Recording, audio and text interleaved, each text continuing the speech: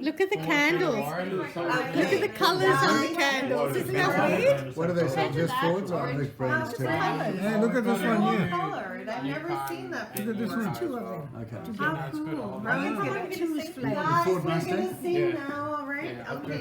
they're good. Here we go. Happy birthday to you. Happy birthday to you. Happy birthday, dear Grandma. Happy birthday to you. Hooray! Hooray! Hooray!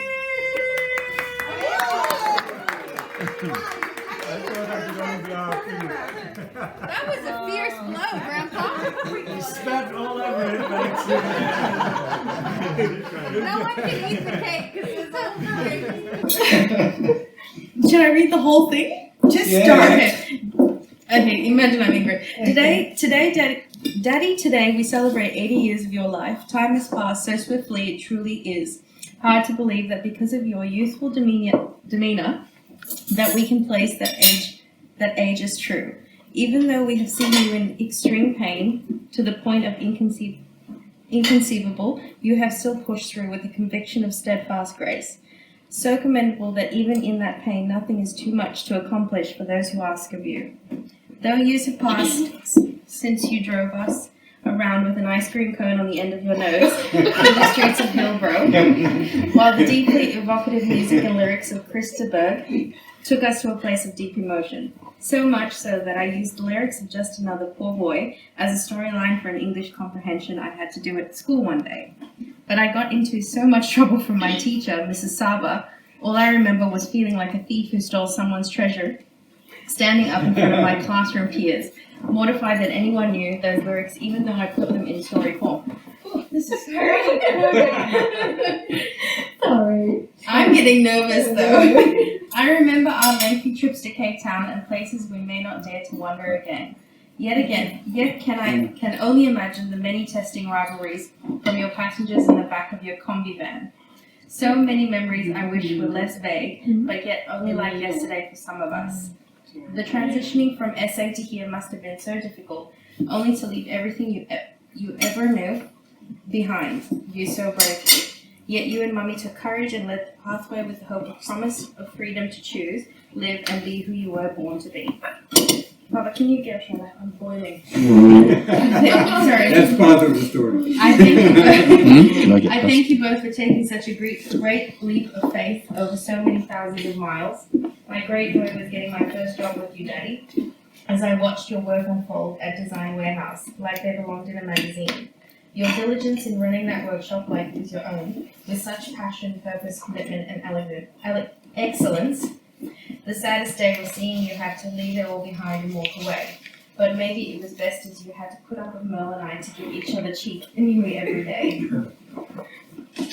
Yes, life has been a test of endurance and testing above all of faith that has tried you so greatly. Though you have taken many turns and faced exceeding loss, yet for all you feel you never accomplished, there is a mountain of accomplishments in my eyes. For all you ever condemned yourself. I removed that condemnation from you like a bandage from a wound, for all you ever hoped for and never realized. Look more deeply around you. You and Mummy have brought 7 children into this world, and that in itself is an accomplishment beyond what you could ever know. So where do I begin? Your first, Jareen Nastasia, a woman of conviction, a voice of truth and bearer of many gifts. She never fails to beautify this world with artistry like yours, Daddy, as if from the hand of God itself. With the intelligence of a learned mind, the grace to sit in council of kings and queens, yet with a deep conviction to kneel beside a beggar in the street, she possesses the great joy of a little child, and who has not crossed her path only to be so much richer. She has taught me that great goodness of God, showed me his heart of enduring love. She lives a life of gratitude and generosity, as if she was living from an unseen realm. A place of excellence and of absolute grace. A grace that only those who desire to know her truest heart will find. She is guarded, yes, but she is deeply sensitive to the voice of the Holy Spirit and discerns truth more than anyone I know. She never exhibits her story of loss, hardship, struggle, sickness, and pain, but would rather in faith reveal her truest self in her paintings, giftings, and exceeding gratitude for life, which she never fails to capture in time. Child number 2, Leslie. Sarah. Yes, she is trivial, resilient, and often unrestrained when she voices what she feels. Sometimes I see her as a little child who has had to fight to have herself heard. As with Nastasia knew Daddy, she possesses her great talent, tenacity, and giftings I wish I myself could hold. And who could know her journey of loss, loneliness, and of raising her daughter all alone?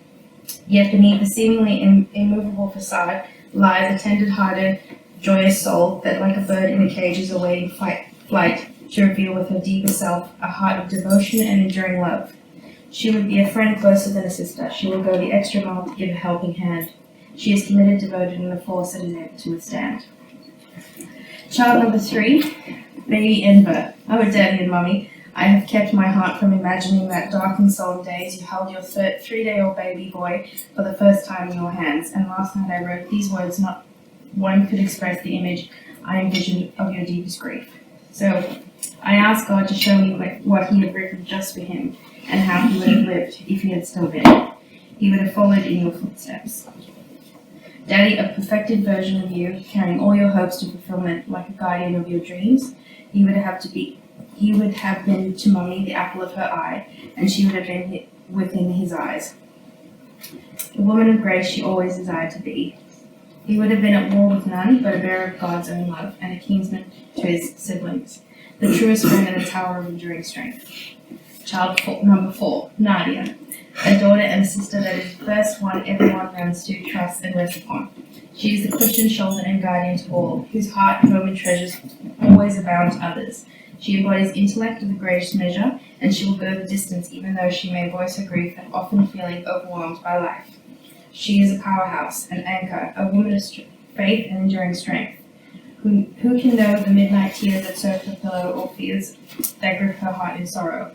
She holds them back, but although they are silent, only God knows her unspoken anguishes, for those she holds dear. What promise lies within her enduring spirit? What hope she carries for all who would truly hear? She is a pillar and a lifeline and a woman of God that will overcome. Whew. Do you want to read the rest? No, I'm just not crying. Anyone not crying? Will, the daughter you would have traveled the earth for, and I know the deep within you, my soul, you would have followed to her home with God in heaven. She is uniquely beautiful and the most tender soul, oh God, who cared so deeply. Like Nastasia, she never lost a single moment to simply stop and smell the roses. She was gifted beyond measure with the giftings of a craftsman, ever diligent, generous, hardworking, and completely devoted. She was poetic and sweetly ethereal, with an unmatchable elegance. Her life was immersed in poetry of music, often making their lyrics an expression of her world. And just like you, Daddy, she kept her emotions deep within, like a hidden chest of breakable treasures, that for every thought you wish she could pay a penny. She not only observed the lives of others, she drew all of that pain into her frangible soul. She was a woman, yet she was a child. She was bold, yet like a dove, a prisoner in her own cage. Yet it is evident that our lives are poorer since she left this world behind for her. Amber skies. And we are also broken for your great and unutterable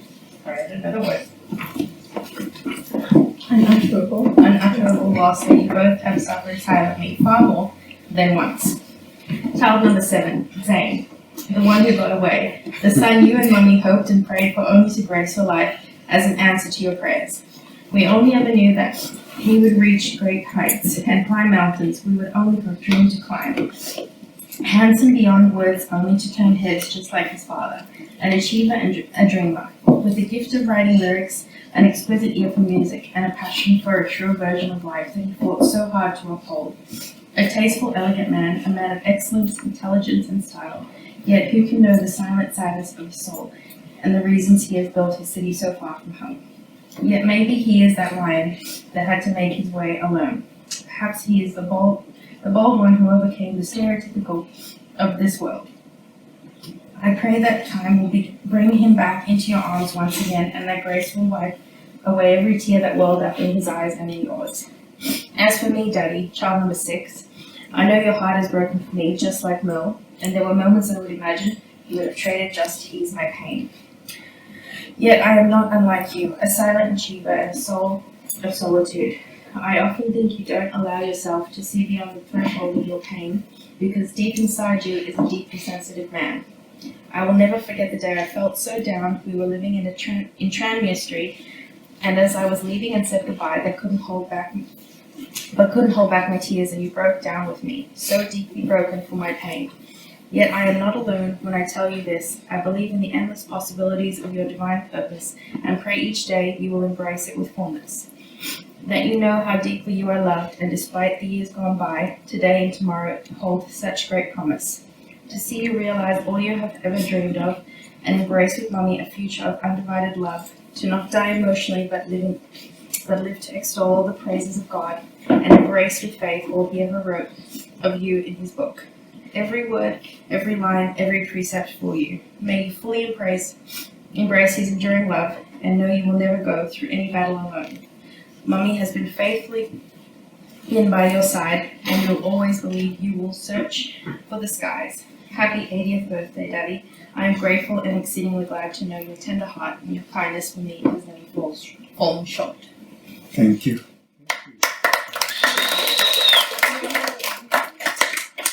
Wow, that is beautiful. Thank you. Sorry if I read that green word. Where's the book? I think we need a new packet of tissues, darling. What do you think? Here's the box here. Wow, yeah, well, This box. Yeah. Amazing. Hooray! Hooray! Hooray!